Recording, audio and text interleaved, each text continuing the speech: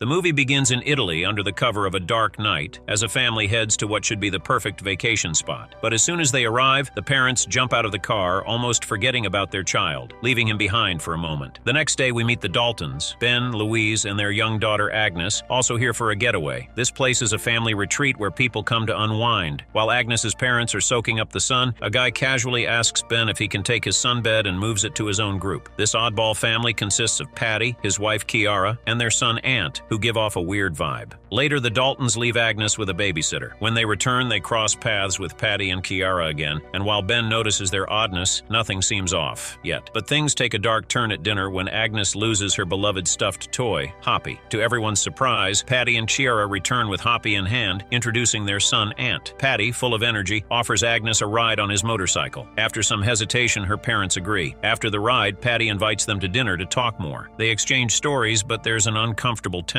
Ben and Louise are clearly not as carefree as Patty, who mentions how happy he is while his guests seem more uptight. Agnes soon asks to play with Ant, and although her parents hesitate, they give in. During dinner, Patty casually reveals that his son has a medical condition, a small tongue that makes it hard for him to speak or connect with others. The laid-back family invites the Daltons to celebrate their new friendship that night. But as the night winds down, it's clear that things at home are tense for Ben and Louise. Ben's job loss and their constant arguments hang in the air. Louise mentions a letter from Patty, full of his usual upbeat energy, inviting them to visit for the weekend. Ben, eager for a change of scenery, thinks it's a great idea, but Louise is more cautious. After some thought, they agree that the escape could be just what they need. The journey to Patty's remote farm is long and stressful, but after what feels like forever, they finally arrive. Patty and Kiara greet them with their usual enthusiasm. Ben and Louise are welcomed into the relaxed, carefree vibe that's become their trademark. However, Ant shows no enthusiasm about their visit. Inside, Patty proudly presents his guests with blood oranges from Italy, revealing the main dish, blood orange goose. A family tradition where the first bite must go to a woman is offered to Louise, completely ignoring the fact that she's a vegetarian. And just like that, the atmosphere takes another strange twist. Later, Ben steps outside to get some fresh air, feeling overwhelmed. That's when Ant approaches, struggling to speak, his frustration clear. Patty quickly intervenes, sending Ant to bed, cutting the conversation short. Later, Ben and Louise reflect on their trip with Patty and Kiara, concluding it's like a digital detox, an escape from both people and technology. Yet, Louise remains uneasy, especially after realizing she ate meat, unaware of the goose's significance. When they check their bed, they find a stain of dried blood but brush it off. As they talk, Louise mentions how strange it is that a doctor like Patty would live so remotely. Ben tries to calm her, speculating that maybe Patty works for a non-profit. Just then, Agnes shows up, unable to sleep, and they use an app to help her breathe, finally settling down. The next day, both families head out on a hike. During a coffee break, Agnes complains that Ant won't play with her. Patty, without hesitation, forces his son to join her, which makes Louise uncomfortable. Patty also offers a strange remedy for Louise's neck pain, cold water therapy. At the river, they notice a scar on Kiara's abdomen, but no one questions it. Though Ant doesn't know how to swim, Kiara reassures them that Patty always takes care of him. After much coaxing, Louise finally jumps in and everyone enjoys the moment. Louise suggests they leave, but just then, Kiara invites them to a special dinner prepared by a local hunter. They decide to go, and on the way, Patty announces the kids won't join them,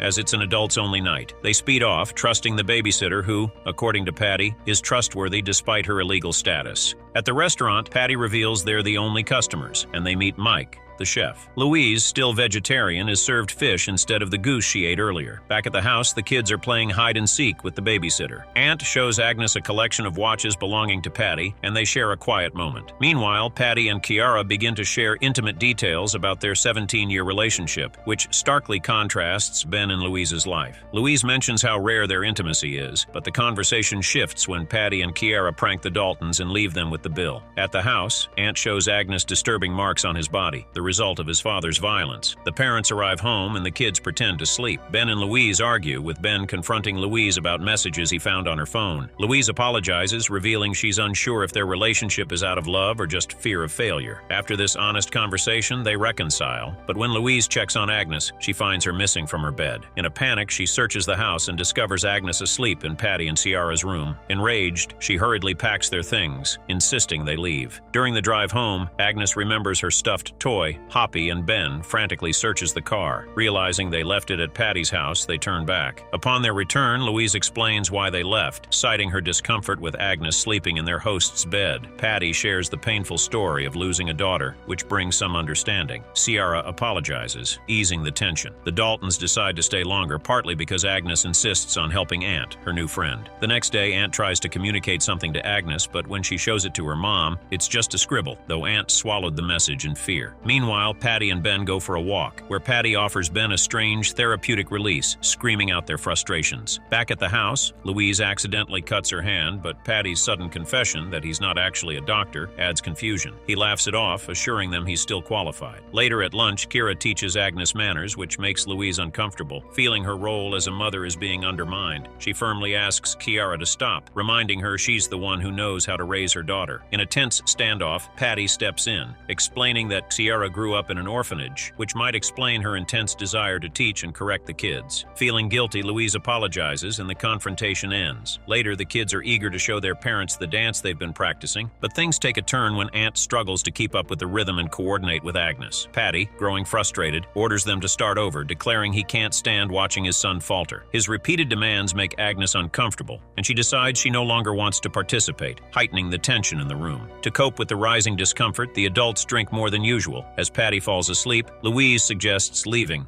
sensing the situation is growing strange. But Ben, still a bit tipsy, insists they stay a while longer for coffee. At this moment, Ciara warns Louise that they shouldn't leave before Patty wakes up, hinting that it could be dangerous for her and Aunt. Meanwhile, Aunt hatches a plan. He steals his father's keys and leads Agnes to the basement, where they discover a dark secret: suitcases belonging to former guests and old photographs. In a shocking revelation, Aunt learns that Patty is not his biological father. His real dad was murdered, his tongue cut out, and Patty and Ciara are behind the disappearances of multiple families. Thinking fast, Aunt snaps photos as evidence. The two manage to escape the basement unnoticed, but when they return upstairs, Patty is awake, acting more affectionate than before. Aunt plays it cool, giving his father a hug and slipping the keys back into his pocket without him noticing. Everything seems to return to normal. Later, Agnes claims she needs to step away for a moment due to her first period, and shows Louise the disturbing photos she took in the basement. Louise is alarmed, but reassures Agnes to act normal. When she meets Ben, they agree that they must keep their cool, as any sign of fear will expose them. However, Agnes can't keep up the pretense for long. They settle on a quick exit, citing Agnes's period as the reason they need to leave immediately. As they say their goodbyes, they make a calm exit, but when they reach the car, a flat tire stalls their departure. Patty insists on fixing it himself. Just as they're about to leave, Agnes remembers her stuffed toy, Hoppy, left on the roof. Ben retrieves it, only to find it torn apart. Agnes, now weary and disturbed, doesn't care anymore. She just wants to get out. In a strange turn, Patty, blending sincerity with sarcasm, remarks that he hopes to hear from them, though he doubts it. Louise bluntly tells him they probably won't, admitting that their marriage is on the brink of collapse. Surprisingly, Patty and Ciara seem oddly pleased by this truth. Just as they prepare to leave, something unexpected happens. Patty throws Aunt into the water, and when Ben jumps in to rescue him, it's revealed to be a trap. The family is captured once again. Patty reveals that everything they've been through was part of a twisted game and demands payments and transfers, enjoying the moral superiority they feel in befriending someone like him. He also confesses that they kept Aunt because Ciara always wanted a child, but could never have one. As Patty prepares to inject something into Agnes, Louise, in a desperate act, attacks him with a hidden knife, triggering chaos. In the ensuing frenzy, the family manages to escape, locking Patty and Ciara behind a padlocked door. But Mike, the hunter, shows up and shoots at them. With no other options, they race back into the house, only to find the phone line cut and the power out. Panic sets in, but Louise, filled with desperation and courage, calms Ben down. They hide the kids in a closet and prepare for the inevitable confrontation. Patty, furious at their betrayal, warns them he's coming to finish what he started. The chase intensifies as Mike, followed by Patty and Ciara, all armed, track them down. In a tense moment, Louise surprises Patty and injures him, managing to escape. Meanwhile, Ciara, unraveling, joins in the hunt for the kids. Aunt, unable to control his cough, gives away their hiding spot. When Patty finds the kids, they're gone, leaving only Agnes's calming app. As he searches for them, Louise seizes the opportunity and throws acid in his face, causing him to scream in agony. The family rushes to escape, but when they find themselves cornered, Ben sacrifices himself, fracturing his leg as he sets up a ladder for everyone to climb down. They hear hear a noise thinking it's Patty, but it turns out to be just a fox. However, their relief is short-lived when Patty reappears with Agnes in his arms, declaring that Agnes will be his new tiara. Cleverly, Agnes injects Patty with a sedative she had kept hidden, causing him to weaken. As Patty falls, the family points a gun at him but chooses not to pull the trigger. Instead, they walk away, leaving a broken Patty behind. In a final act of rage, Ant grabs a brick and destroys Patty's face, letting out all the fury he had held inside. The family, exhausted and shaken by everything they've been through, walks away, leaving the nightmare behind. This is how the movie ends. Hope you enjoyed watching this video. If you did, please give it a thumbs up, share your thoughts in the comments below, and subscribe to our channel for more great content. Thank you for watching.